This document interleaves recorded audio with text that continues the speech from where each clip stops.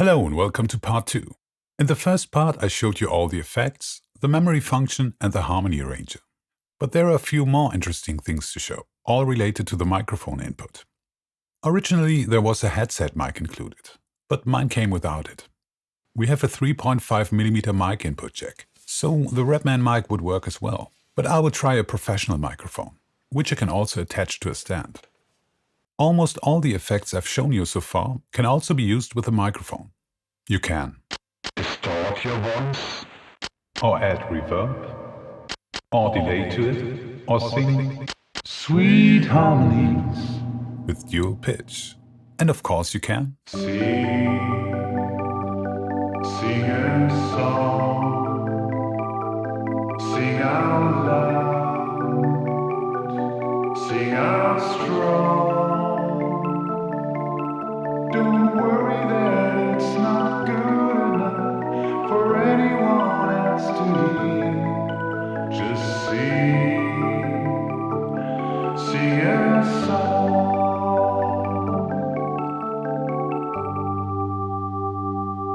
A weak point of the effect presets is that there are just 9 presets that apply different effects to voice and keyboard. And most of these apply special effects like pitch shifter or heavy vibrato to the mic. I say goodbye to love. No America, I shall live or die. I would have liked a few more and different combinations. For example, chorus for keys and reverb or delay for mic. And very surprising is that you cannot apply dual pitch only to the mic. Because this kind of harmonizer effect is the first thing that comes to my mind when I think of a voice arranger. When I was young, I was listening to the radio. But you can use the harmony arranger to create an accompaniment which will not be affected by the dual pitch effect. When I was young, I was listening to the radio, waiting for my favorite songs. When they played, I'd sing along. It made me smile. The additional voices only follow the main voice and do not adapt to the accompaniment, as is the case with the duet effect found on some keyboards. Therefore, it usually works better if you only use octaves.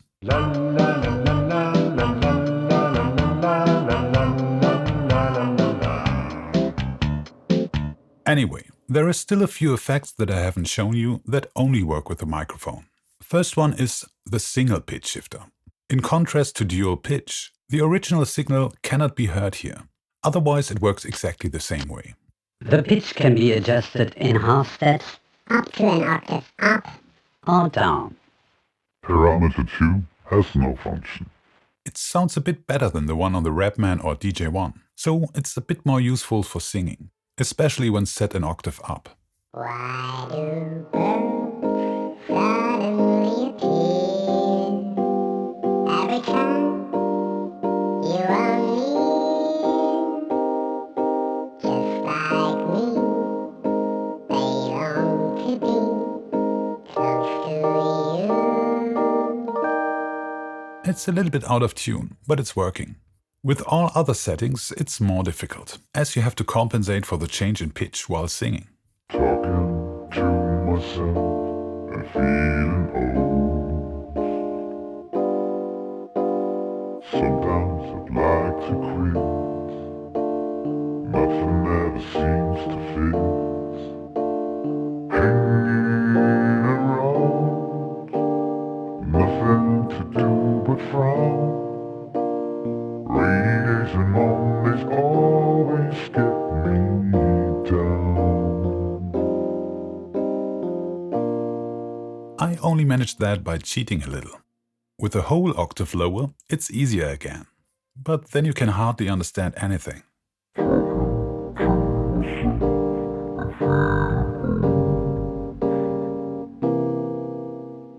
I was a little surprised that with my favorite effect, Pitch shifter and feedback. the original signal can also only be heard when the pitch shifter is set to neutral. Because when you play on the keyboard, you can always hear the original note as well. Such a feeling's come over me. There's wonder in most everything I I would have thought that the keyboard and mic share the same signal path. I'm not entirely sure, but presumably the mic signal is split after the pitch shifter and before the delay. That's a bit of a shame, but you can still use it quite effectively.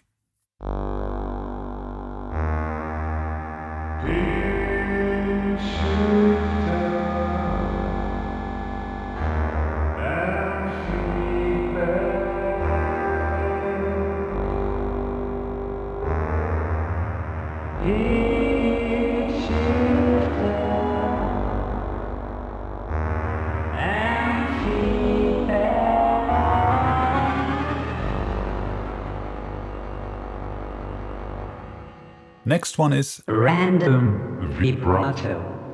available in combination with small hall. It's more or less a special effect. Not very useful if you really have something to say. Parameter 1 is for pitch and parameter 2 controls the speed. It cannot be set very slowly, but it can be set very quickly instead. Maybe it's more useful if you have connected another instrument to the mic input. We will see later. And the last effect is a unique effect for such a mini keyboard, but don't expect too much. You can't compare it to a vocoder like the one found in the Microcorg, Mini Nova or Microfreak, for example. Despite their size, these are professional instruments. To put it simply, with a vocoder, a carrier signal, in this case generated by the keyboard, is modulated by a modulator signal, usually the voice. This sounds a bit like a talk box. But the technical implementation is completely different. The vocoder uses, among other things, a bandpass filter bank. The number of filters is crucial here. The fewer filters, the less clarity, and the more difficult it is to understand what is said or sung. The carrier signal should contain many overtones, like a synth with a sawtooth wave, so power lead might work well. In order to hear something, both signals have to be present at the same time. That means you have to speak into the microphone and hold down a key simultaneously. There's no need to sing. In fact, the results are often better if you speak. The pitch of the voice isn't really taken into account anyway. The keyboard is responsible for this.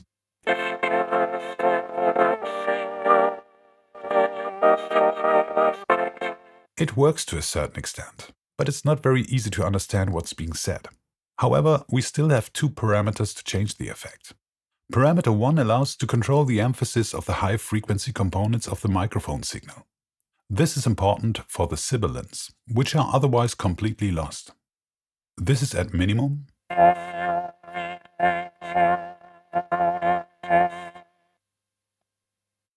and this is at maximum. You have to listen very carefully to notice the difference. Parameter 2 is for adding the unprocessed microphone signal. This makes it easier to understand what's being said, but it ruins the actual effect. So there's not really much to do with the two parameters. More effective is to find out which tone fits best. Most of the brass sounds are okay, but, and I could have figured that out right away, pulse vocoder is actually the best.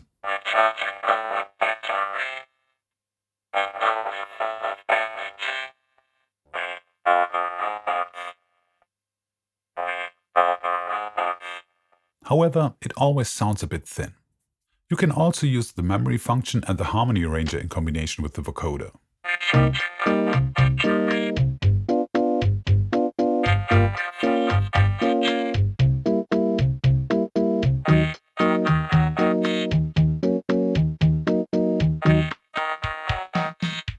If you want it a bit deeper and fuller, cello sounds quite good.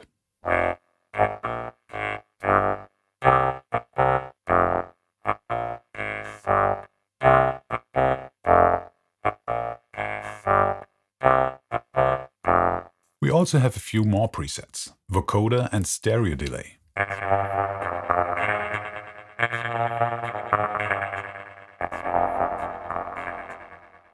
Vocoder and flanger.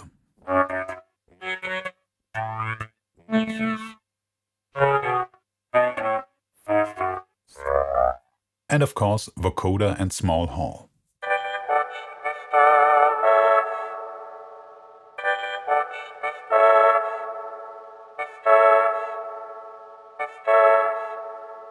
It's nice that a vocoder is included, and I think the examples I've shown you sound okay. But to be honest, it's not really convincing. I had to try out quite a lot until it sounded right. And a decent microphone, a preamp and a compressor were very helpful. However, Casio seems to have been fully convinced by the vocoder, because they used it as the main attraction in their Japanese advertisement. The ad says in big letters, Tokyo, and with vocoder. And further below in the text, use your own voice as a new sound source. The great thing about this device is first and foremost that it's equipped with a vocoder, a must for techno freaks. Tokyo, by the way, refers to the hit Technopolis by the band Yellow Magic Orchestra from 1979, which starts with It's said that this became the best-known example for the use of a vocoder in Japan. As far as I know, it was done with the prototype of the Roland VP330, which came out a bit later in 1979. The band split up in 1984, but got back together in 1993, and was therefore probably heavily represented in the media at that time, which Casio took advantage of. But I hardly think that this ad convinced Yellow Magic Orchestra to integrate the VA-10 into their live set.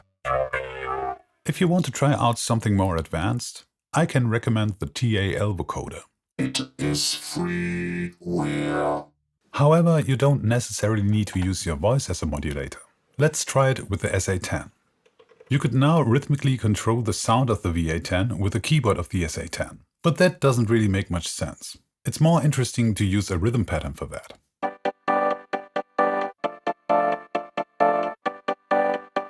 And you can mix in the original pattern.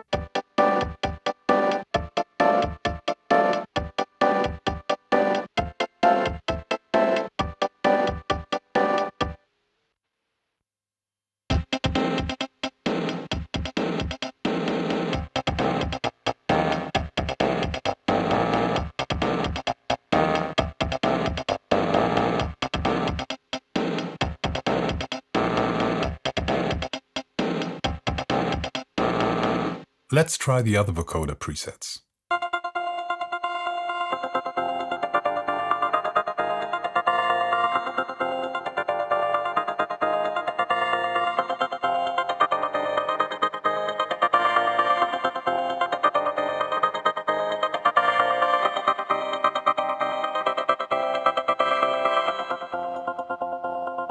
You could also use a super accompaniment pattern as a modulation source.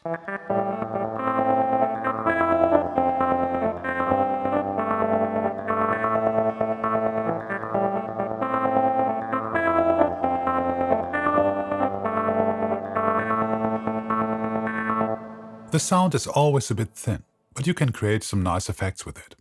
And while I have the SA-10 connected, we can also try out a few of the other effects.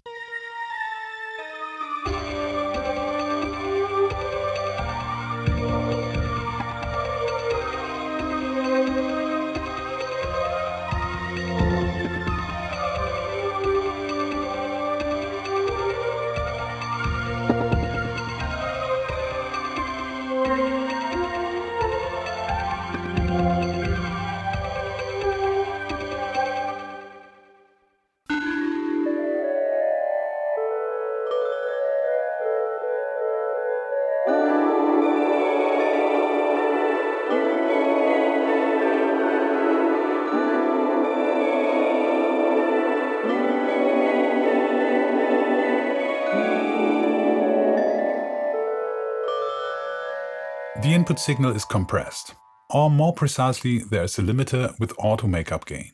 If you use a microphone, this shouldn't bother you so much, but it will if you connect another synth or keyboard, as the first note is always too loud and slightly distorted. But sometimes the compression sounds quite okay.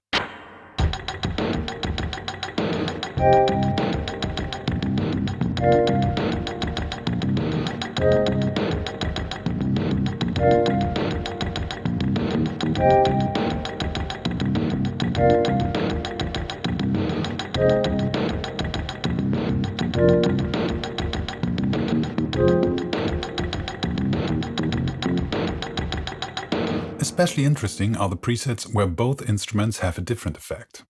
Random vibrato and small hall is good for chaotic sounds.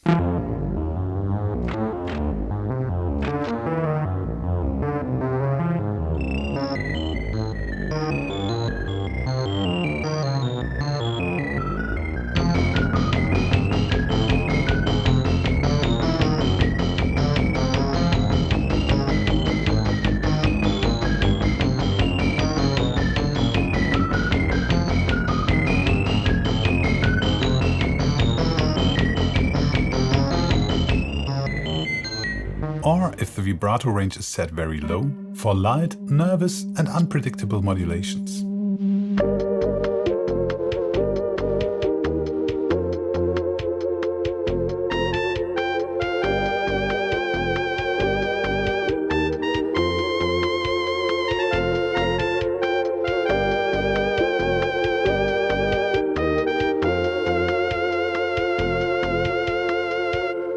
It sounds very lo-fi, but I really like it.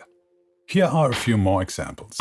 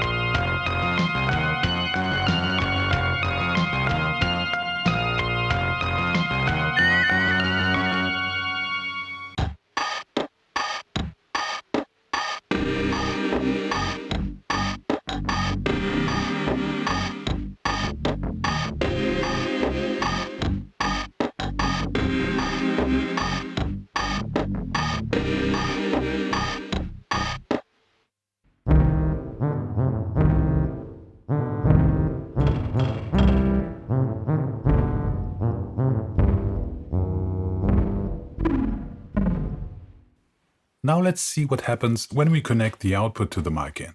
To do this, we need a wide split cable at the output. One output goes to the mic in, and the other has to be connected to an audio interface, amplifier or headphones. Otherwise you wouldn't hear anything. Now turn up the mic volume a bit.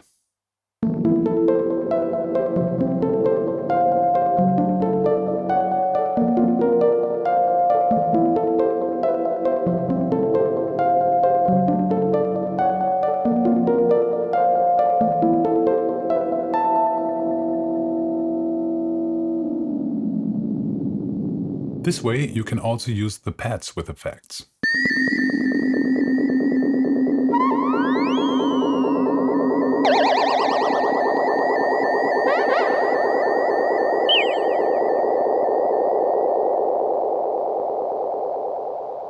And also the drums.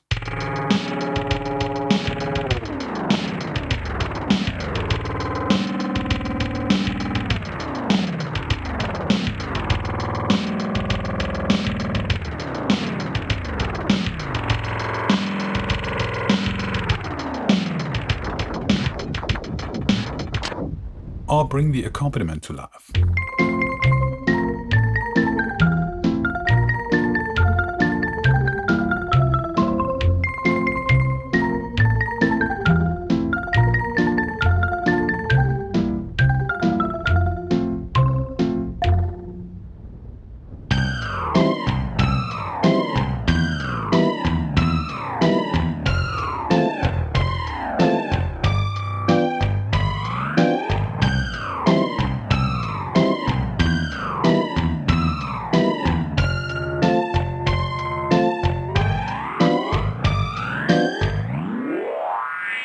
There are many other possibilities.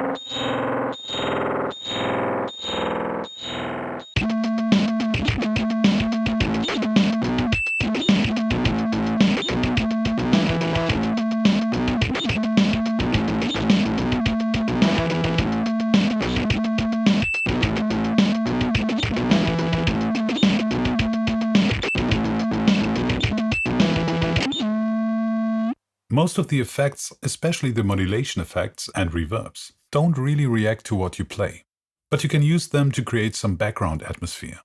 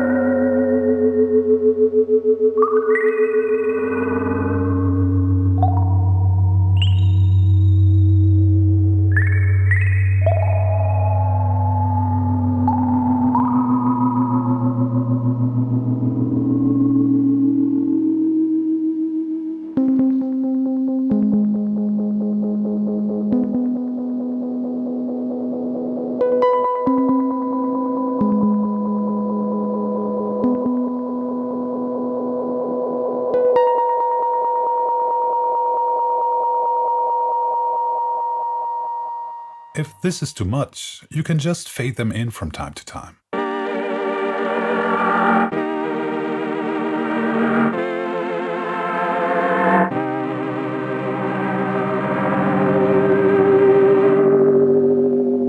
But you don't necessarily need to play to create atmospheric sounds. Just increase the microphone volume until the feedback starts. Then turn it down a bit. And play around with the parameter settings.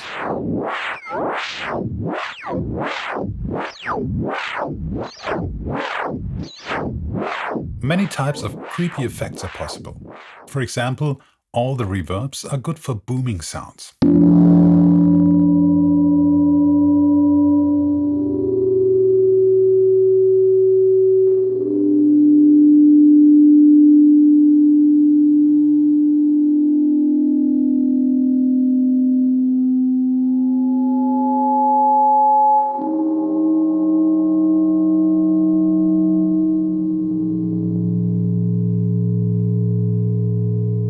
Create ominous noises with a pitch shifter.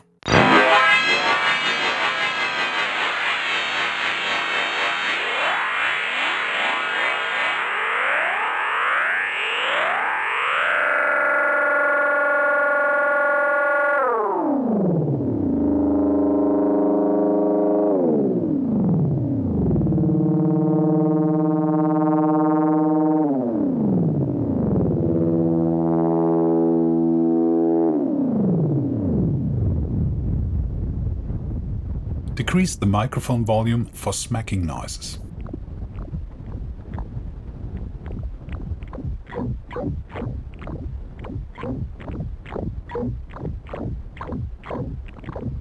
Spacey effects with dual pitch.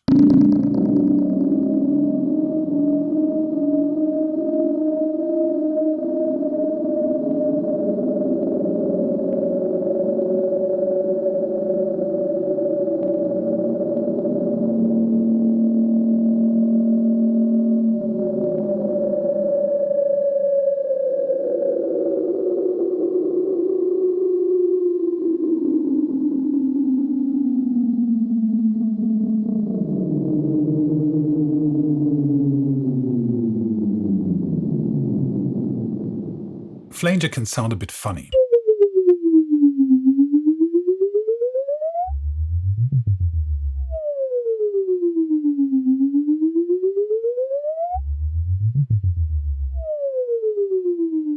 But if you use delay in flanger, it gets spacey again.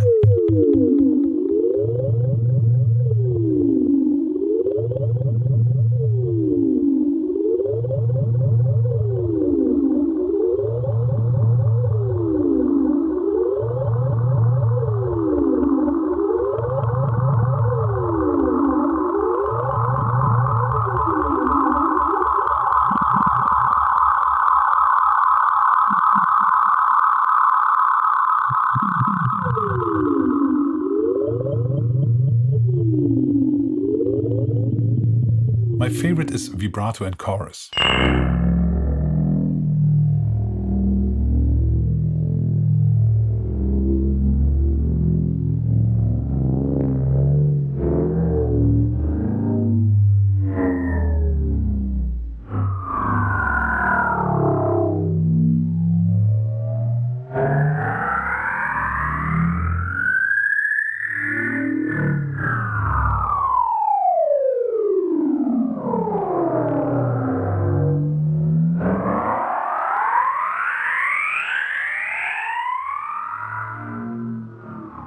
These were just a few examples. I actually recorded more than 1 hour without touching a key, because you can really get lost in these effects. A lot of them sound similar, but there will be enough for the soundtrack of your next sci-fi or horror movie. And the device can also be modified for even more experimental sounds. If you are into circuit bending, watch Simon the Magpies video. He made a crazy pitch modification. You will find the link in the description. I will leave the device as it is, because it already offers more than enough. And there's one thing I haven't even shown you yet, the pitch sensor. This should be able to recognize the pitch of the notes sung into the microphone, which are then reproduced by the keyboard. It doesn't work together with the effects, which is a pity and very strange. If you press the effect button, the pitch sensor is turned off. So you can only use it with the pure tones. The manual recommends to hum, not to sing or speak.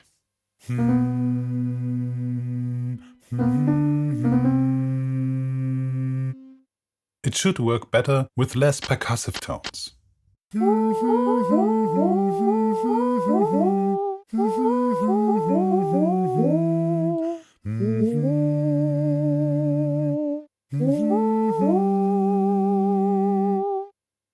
course, there is a certain latency, but it doesn't seem to work well overall.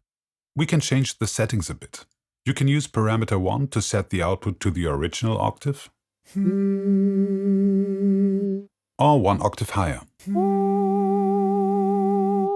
Parameter 2 determines the sensitivity level, but I didn't notice a big difference between the settings. If you hum slowly and at the right pitch, it works reasonably well.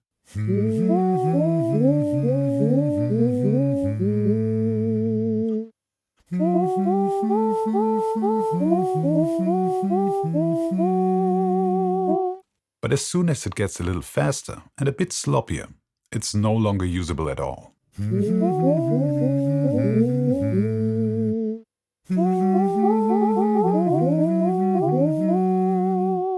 And it's not just the lack of effects, the latency and the poor note recognition that spoils the fun, but also the fact that it only resolves in semitones, so you can't slide into a note or use vibrato.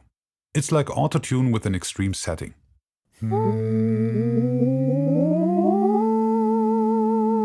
This also makes it not very useful for guitar.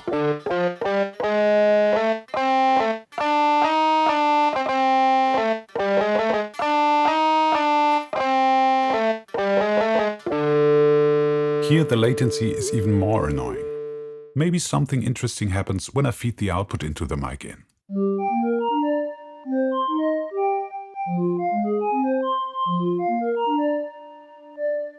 Yeah, that sounds a bit funny.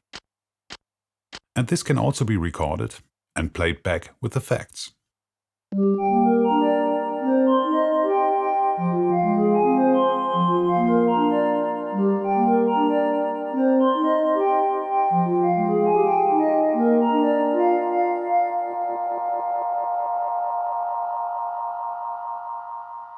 Another way to use the pitch sensor is to combine it with a sequencer. I've recorded an arpeggio, and I will feed the output of my DAW into the mic in. It works best at very slow speed. I will set it to 40 BPM, because this is the slowest tempo that can be set on the VA-10. I record without drums. The playback has to be started at the right time. It takes a while. I will shorten this a bit. Now you can play the recording with effects.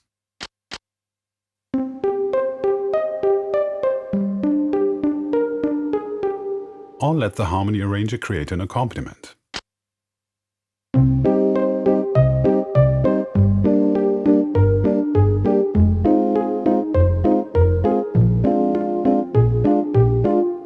This is especially useful if you want to record something difficult, which you can't actually play. And it works pretty well. But as far as its main task is concerned, the recognition of a sung melody, it is rather disappointing. And that's a bit surprising, because I think it's actually the key element in the overall concept of the VA-10. Only with it does the whole voice arranger thing make sense. You record a melody using the pitch sensor.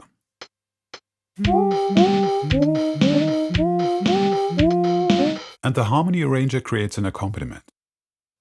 Then you play the accompaniment with or without the melody and sing along, with effects or with the vocoder.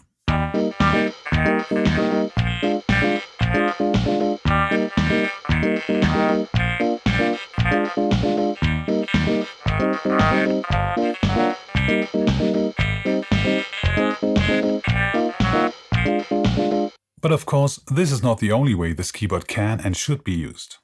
If that was the case, Casio would have left out the keys, as they did with the VA-10. Also, the pitch sensor doesn't work well enough. Otherwise, they would probably have emphasized it more in the advertising. But then again, that didn't stop them in the case of the vocoder. And it's indeed the first feature that's listed on the box. Anyway, this is how all the elements of this keyboard come together. And that makes me want to try one more thing. I will take part 1 of this video, feed the audio into the mic in, record it without drums, and let the harmony arranger generate some chords. This way, we get a randomly generated piece of music. You will hear the result at the end of this video. But that's it. Whatever the concept was, I'm very glad that Casio tried something new with the VA-10, even if not everything worked out 100%. It has this experimental spirit of the early and mid-80s, and that's exactly what I like about this keyboard. It seems as if the developers at Casio have really let off steam here and packed all the ideas that were left into this keyboard. After that, at least as far as mini keyboards are concerned, there wasn't much interesting stuff. And it's a pity that they never took this concept any further. Because in addition to the pitch sensor and the vocoder, there's definitely more potential for improvement. For example, a few more presets that apply different effects to keyboard and voice. A few more split tones and rhythms. The possibility to change the chords created by the harmony arranger. And to be honest, I'm missing an auto accompaniment.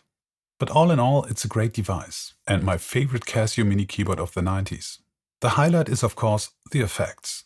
It would be a dream if you could combine the effects freely. But there are some nice combinations, and you can edit and save them. And with a feedback loop, you can create all kinds of atmospheric noises. The sound is, of course, lo-fi, but has its own charm. Anyway, that's all for now. Thanks for watching.